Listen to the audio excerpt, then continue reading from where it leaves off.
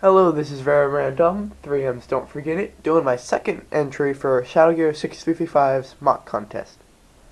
Now, back in Experiment 1616 story, there are 6 Matoran scientists who accidentally unleashed havoc on the city in the form of 2 robots.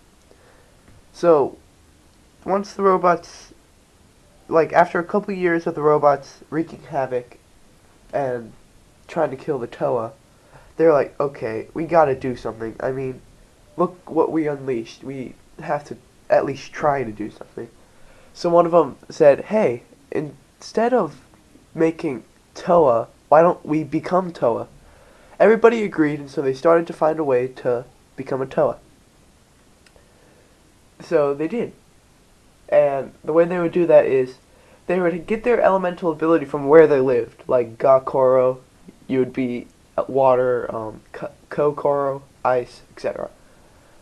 And they would get the leftover juices from the Toa Stone, like the leftover power. And, sorry guys, I have a cold. And also, they would have to choose an animal to be combined with. Why an animal, you say? Good question. If you chose a cheetah, you would be really, really fast.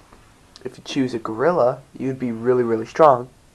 If you chose a tortoise, you would be really, really endurant, etc. Like that. So they did. I'm sorta copying off of the Cursed Toa. Don't hate me, but I'm sorta not. I just want to get that clear because I made my own story and they're called Humanimals. They did this to themselves. They weren't born this way or anything, like the Cursed Toa. So don't hate me. Peace. Okay, so the Matoran from Gakoro, a girl obviously, chose to be combined with a tomato frog. I'm not sure if they're actually called that, but that's not the point. The point is, the tomato frog, or whatever they're called, eats anything in their path. Like, anything. There was an incident once where this guy had to take his horse to the vet because a tomato frog wouldn't let go of its hoof. It was trying to eat it because it was in its territory.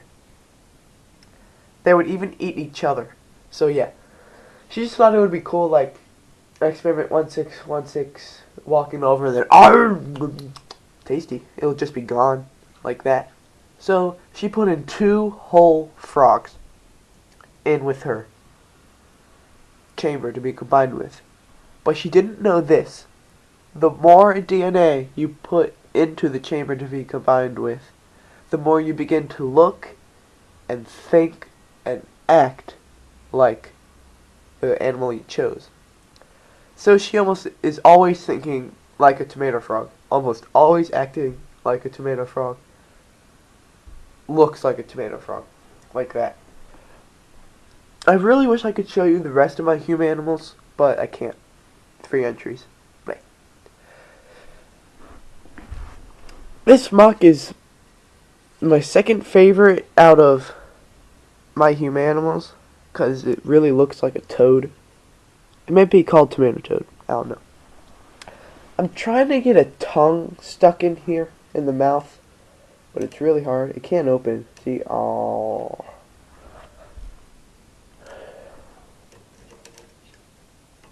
Like that. Yeah. Sort of hard to go back. Not really. See? Okay. Since she has the power to almost eat anything, she has very, very powerful digestive juices, and her mouth can open wide enough so that she can eat anything up to the size of an RV, but that may take really, really long to eat. So yeah, she is amphibious, but she likes to be up more on land than she does in the water.